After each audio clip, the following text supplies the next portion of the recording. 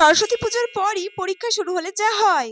পরীক্ষাতে তো আর বেশি দিন নেই, ভালো করে মন দিয়ে পড়তে হবে। হ্যাঁ। হ্যাঁ? আরে কি করে পড়বো আমি? এরকম গান চললে কি পড়া যায়? না না, যতই হোক আমাকে পড়তেই হবে। সামনে আমার মাধ্যমিকের বোর্ড এক্সাম। হ্যাঁ।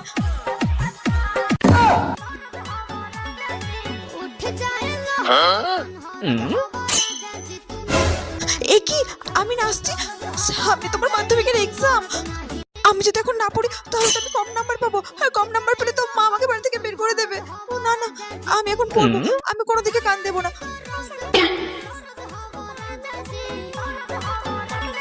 না না, যতই গান বাজুক আমি নাচবো না, আমি পড়বো, আমি পড়ে যাবো।